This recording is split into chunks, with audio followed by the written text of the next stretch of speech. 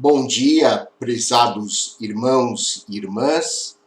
O tema de nossa reflexão hoje é o grande desafio.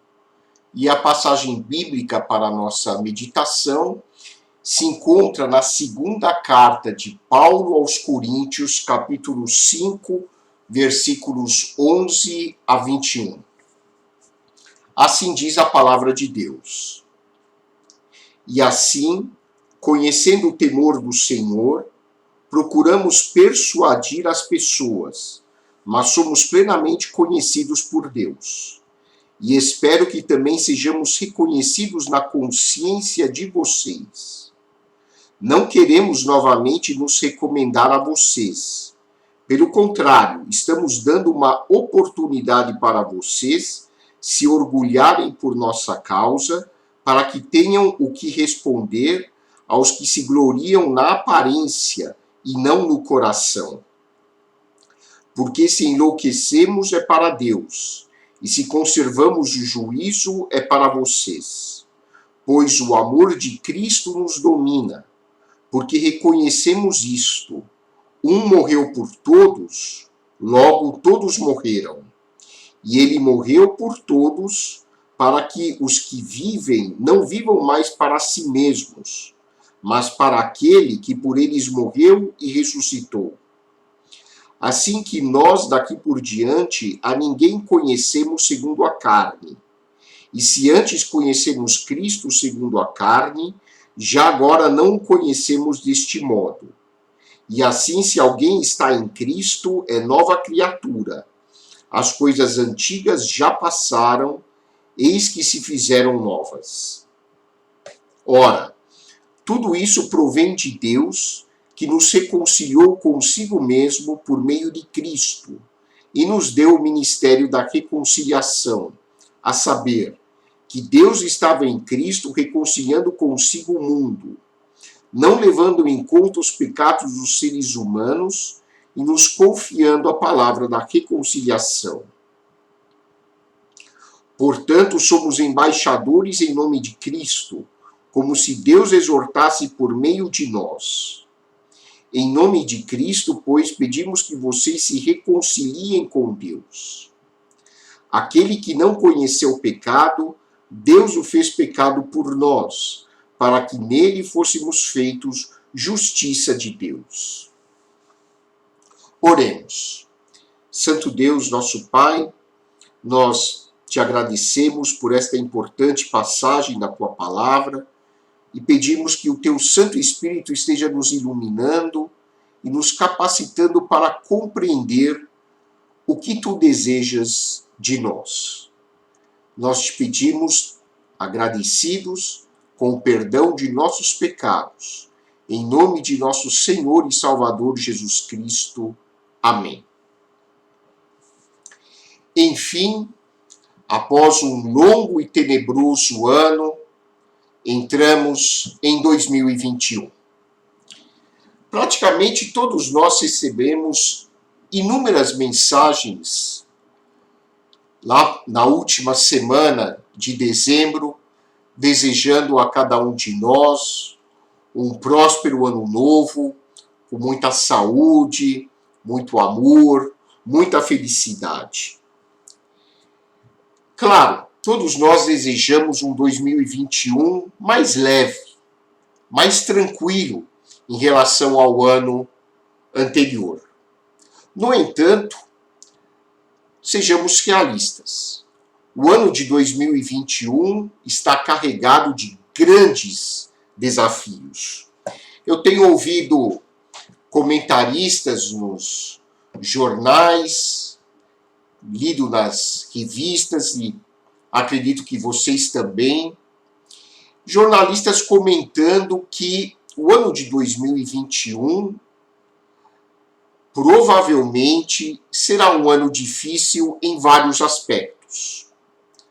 Nós precisamos ter medidas de saúde pública para conter o avanço da pandemia. Particularmente, nós precisamos ter muitas vacinas disponíveis para toda a população. E isso, neste momento, ainda não é uma realidade concreta. Nós precisamos ter seringas em grande quantidade, nós temos que ter um plano organizado de vacinação para todo o território nacional e, aparentemente, este tipo de implementação de medida de vacina ainda é um grande desafio, pelo menos para o nosso país, por enquanto. Nós temos também um problema de educação, principalmente na esfera pública. E um problema que se concentra principalmente nas crianças e nos jovens. Hoje mesmo eu estava ouvindo a entrevista com uma pediatra da Sociedade Brasileira de Pediatria falando sobre a dificuldade que as nossas crianças e os nossos jovens estão tendo em termos de socialização. A fase que vai dos 2 aos 5 anos é uma fase em que a criança precisa ser estimulada socialmente e, passando-se este período da fase de vida da criança, fica mais difícil conseguir fazer com que ela seja estimulada adequadamente. O período ótimo de estimulação nessa fase de socialização está nos primeiros 5 anos de vida. E um ano que se perde em termos de escolaridade já representa uma perda bastante considerável. Nós temos a questão do agravamento da desigualdade social, nós temos a questão dos empregos. Se nós precisarmos manter a quarentena, certamente isso vai repercutir na questão econômica, na questão social. Claro que é importante haver medidas de contenção social para que a pandemia não se alastre mais ainda. Mas, infelizmente, isso acarreta graves prejuízos em outras áreas da vida, como a área profissional, a área econômica, a área social. Ouvindo uma entrevista com o filósofo Pondé, ele considera que apenas o fato de estarmos atravessando a pandemia não quer dizer que as pessoas de fato vão ser transformadas. E ele lembrou a questão da gripe espanhola. Isso repercutiu naturalmente com as pessoas tendo, ao longo dos anos que se sucederam à gripe espanhola, as pessoas passaram a tomar mais cuidado com questões sanitárias, com questões de higiene, mas, infelizmente, não se observou uma transformação interior do ser humano. O ser humano praticamente continua o mesmo em termos éticos, em termos morais. E eu creio, e quero compartilhar essa ideia com você hoje, eu creio que o grande desafio para nós em 2021 é o desafio da nossa mudança, o desafio da nossa transformação, das mudanças internas de paradigmas. Claro, nós estamos atravessando um período difícil e, felizmente, nós estamos assistindo a um avanço na tecnologia, agora com o surgimento das tão esperadas vacinas para o coronavírus. Porém, creio que, embora isso seja uma mudança saudável, uma mudança mais importante nesse momento é a mudança de visão, a mudança de crenças básicas em relação ao mundo, em relação a quem nós somos, ao que estamos fazendo aqui, em relação ao nosso futuro. O ser humano necessita transformar-se. Nós precisamos mudar a maneira pela qual nós nos enxergamos uns aos outros. para que a sociedade possa viver de uma forma mais harmônica, mais pacífica.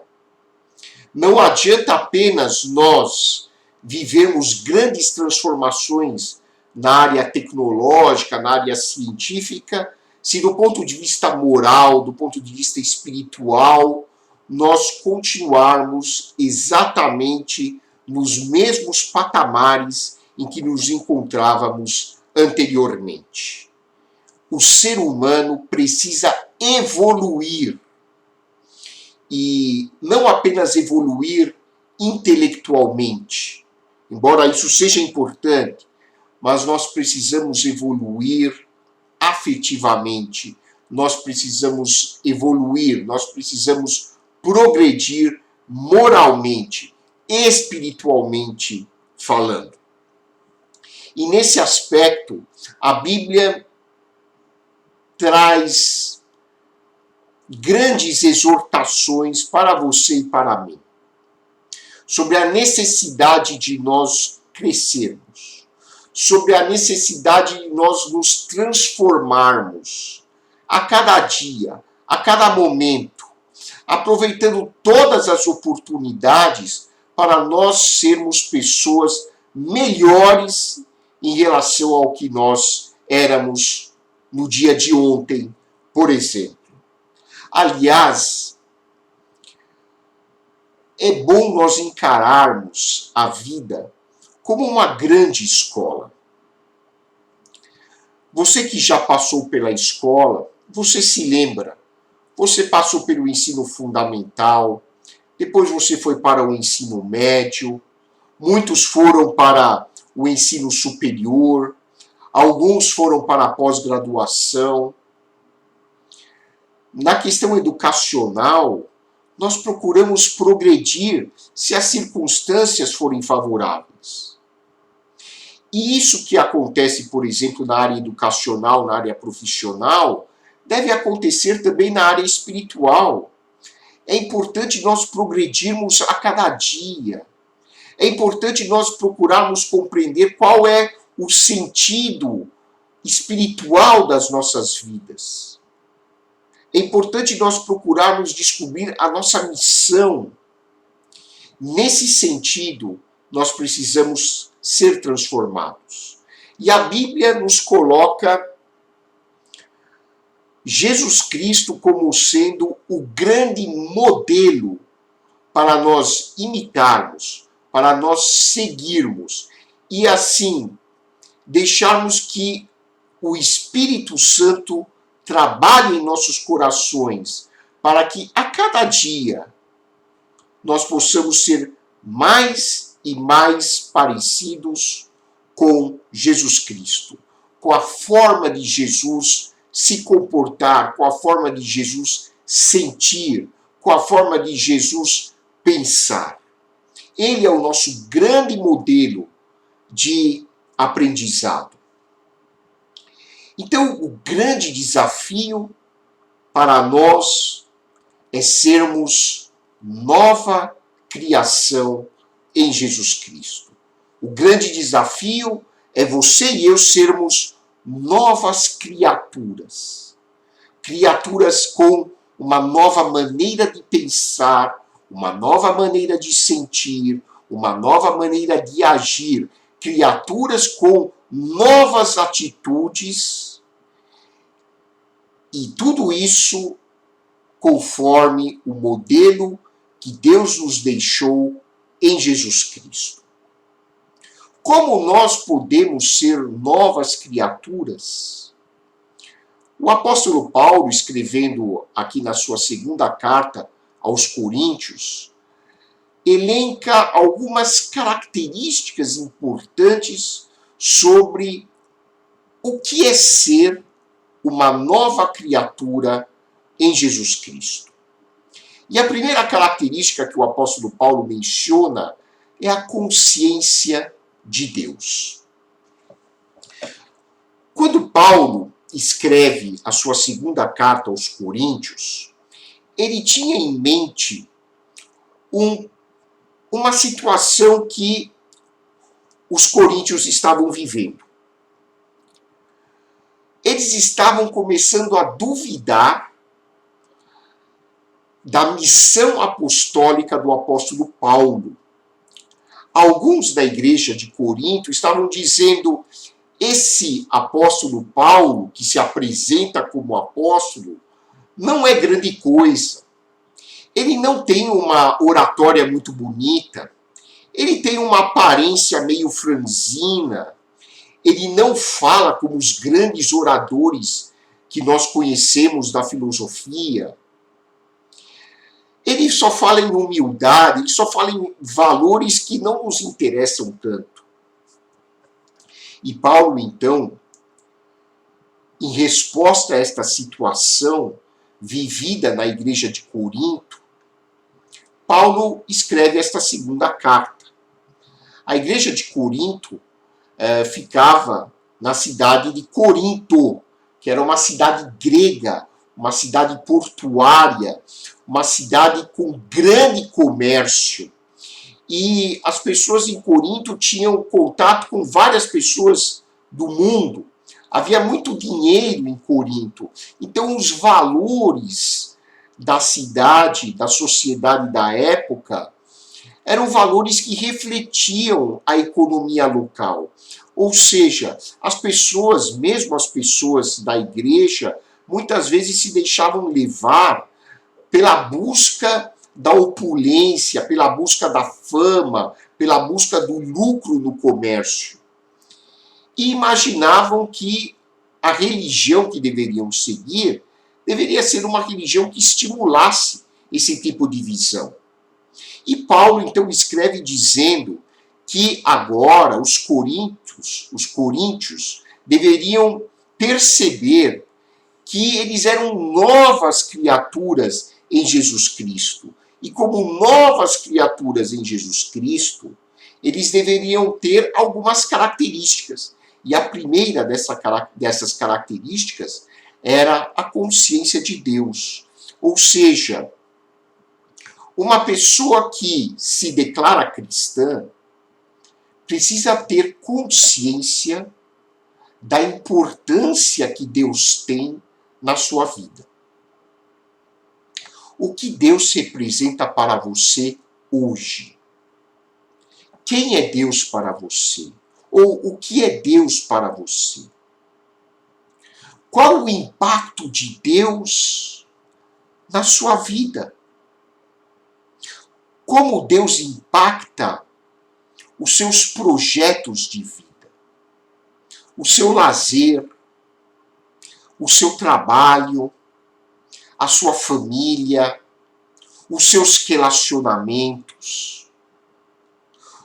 Quando você se tornou uma nova criatura em Jesus Cristo, a sua vida mudou substancialmente?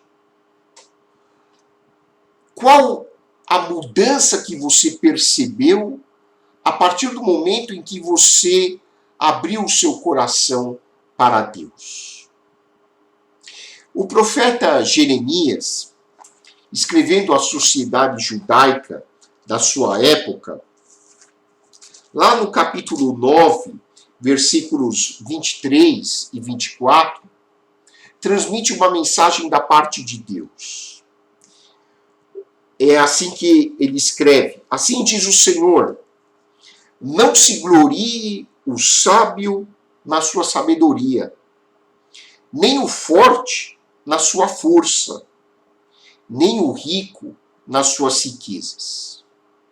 Mas aquele que se gloria, glorie-se nisto, em me conhecer e saber que eu sou o Senhor, e faço misericórdia, juízo e justiça na terra, porque destas coisas me agrado, diz o Senhor.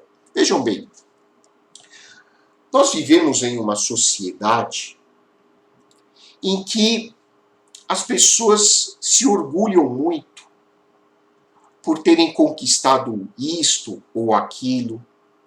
As pessoas se gloriam pelo fato de terem aparecido em uma manchete de revista como um ídolo, como uma estrela. As pessoas se gloriam por ter conseguido comprar o último carro do ano. As pessoas gostam de aparecer nas festas de final de ano, em casas luxuosas. Ou há também as pessoas que se gloriam por terem alcançado altos títulos nas universidades. Mas será que estes são motivos para nós nos orgulharmos? Quando nós temos consciência de Deus, o que a Bíblia nos diz é que os nossos valores mudam. E por isso, conforme escreveu aqui, ou conforme disse o profeta Jeremias, o grande motivo para nós nos gloriarmos é em conhecermos Deus. Claro, nós não sabemos exatamente como Deus é, mas nós podemos experimentá-lo intensamente nas nossas vidas. E a vida só vale a pena mesmo se nós pudermos viver Deus, viver um relacionamento com Deus que faça diferença nas nossas vidas. Se Deus não fizer diferença na sua vida e na minha vida, ninguém mais poderá fazer essa diferença. Como disse Jeremias, vamos nos gloriar, não nas riquezas, não no conhecimento, embora o conhecimento seja algo importante, mas vamos nos gloriar em viver uma vida em que Deus está presente, em viver uma vida em que Deus ocupa a prioridade, em viver uma vida em que a realidade mais importante é Deus. Deus é a realidade mais importante na sua vida e na minha vida. Por isso Jesus disse, busquem em primeiro lugar o reino de Deus e a sua justiça, e todas as demais coisas vos serão acrescentadas. Eu quero vacina para 2021. Eu quero emprego para 2021. Mas eu quero, acima de tudo, esse é o meu maior desejo para 2021, que você e eu possamos, assim como todas as pessoas, terem consciência da importância de Deus ocupar o primeiro lugar na vida de cada um. Eu tenho certeza absoluta que quando nós colocarmos Deus como prioridade absoluta nas nossas vidas, todos os demais problemas serão muito mais fáceis de serem resolvidos.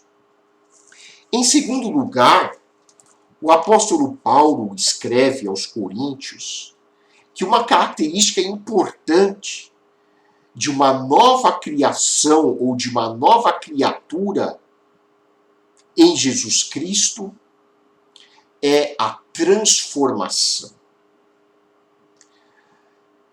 Hoje, eu preciso ser uma pessoa melhor que ontem. E eu espero que amanhã eu possa ser uma pessoa melhor que hoje. Quando Paulo escreve aos Romanos, ele faz uma analogia do que é a transformação que o Espírito Santo opera em nossas vidas.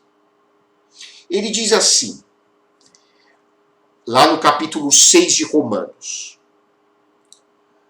quando nós nos tornamos cristãos conscientes, nós nos identificamos com a morte e a ressurreição de Jesus Cristo. Quando eu me identifico com a morte de Cristo, conforme Paulo explica aos Romanos, eu morro para o pecado. Eu morro para a velha vida. Eu morro para a ganância, eu morro para o orgulho, eu morro para a ira, eu morro para a ingratidão, eu morro para o ceticismo e eu ressuscito com Cristo para uma nova vida. Uma vida com novos valores, uma vida com novos ideais. E a vida cristã, portanto, é uma vida de morte contínua para o egocentrismo, para a inveja, para a arrogância, para a ganância e uma ressurreição contínua, diária, para uma nova vida com Deus, com novos valores, com humildade, com gratidão, com alegria, com solidariedade, com fraternidade. Eu morro para uma vida em que eu sou a pessoa mais importante e ressuscito para uma vida em que Deus e Cristo são os mais importantes. E por isso o apóstolo Paulo, escrevendo aos Coríntios, diz: ele morreu por todos, ou seja, Cristo morreu por todos, para os que vivem, não vivam mais para si mesmos, mas para aquele que por eles morreu e ressuscitou. Ou seja, de agora em diante, se eu estou em Cristo, eu quero viver para Cristo. Eu quero servir a Cristo. Eu quero servir a Deus. Deus, o que o Senhor quer de mim hoje? Como eu posso trabalhar melhor para os teus projetos, para os projetos do teu reino aqui na terra?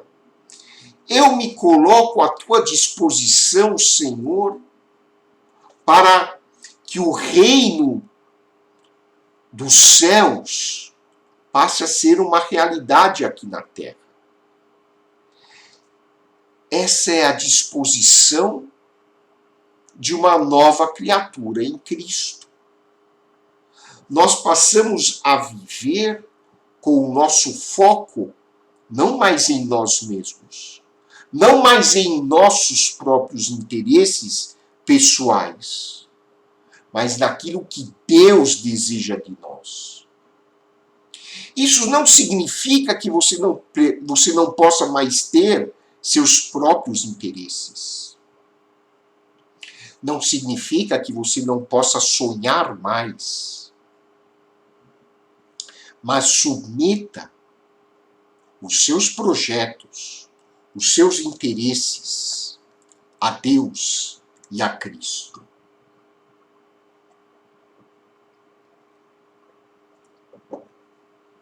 E em terceiro lugar, ser uma nova criatura em Cristo significa viver a vocação a qual Deus nos chamou. É muito importante para nós vivermos uma vida com sentido, nós compreendermos qual é a nossa vocação. Qual é a sua vocação?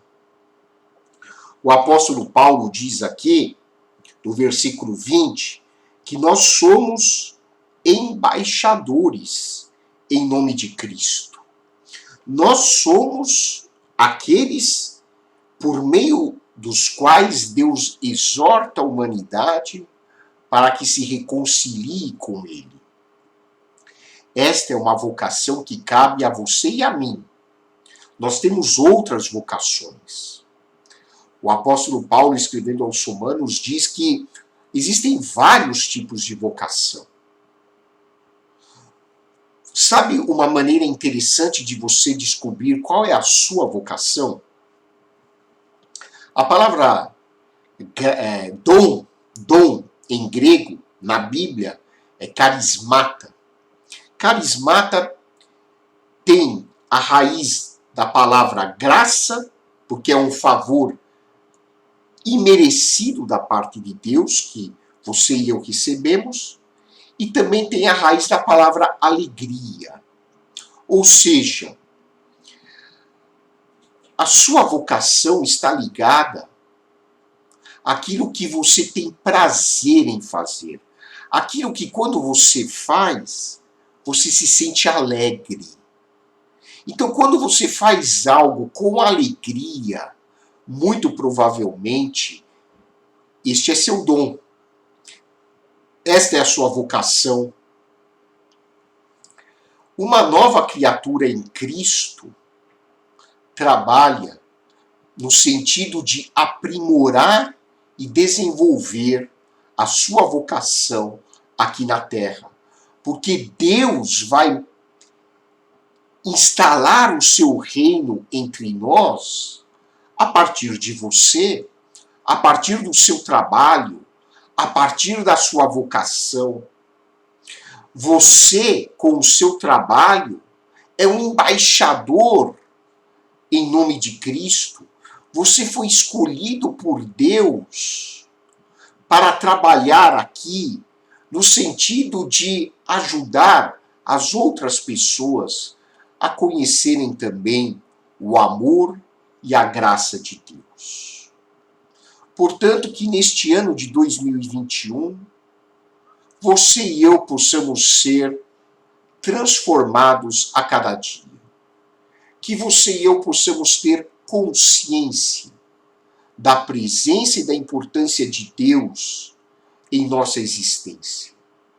Que você e eu possamos, a cada dia, renunciar aos interesses egoístas, à ganância, ao orgulho, à prepotência, e que possamos abraçar valores como a solidariedade, a fraternidade, o amor ao próximo, e que possamos exercer com muita responsabilidade e dedicação os nossos dons, para correspondermos fielmente à vocação a qual você e eu fomos chamados por Deus.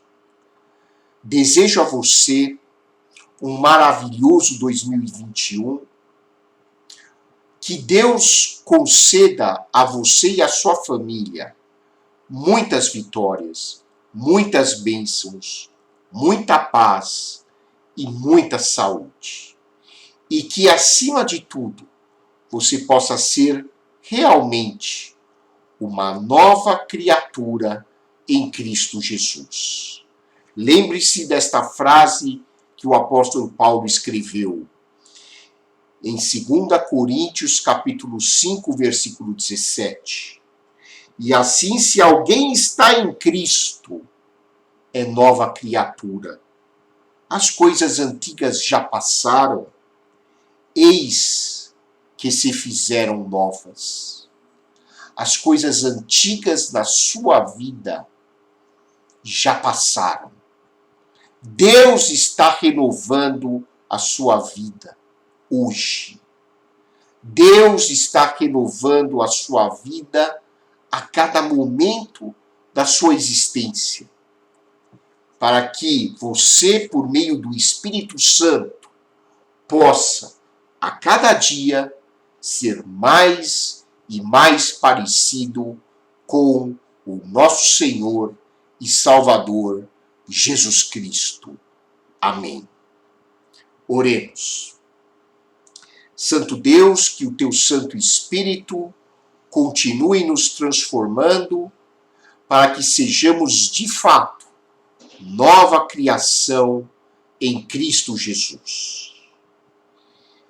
Muito obrigado, Pai, pelo trabalho do teu Santo Espírito em nossos corações. E que a graça de nosso Senhor e Salvador Jesus Cristo, o amor de Deus e a comunhão do Espírito Santo sejam com todos vocês, povo de Deus, agora e para sempre. Amém.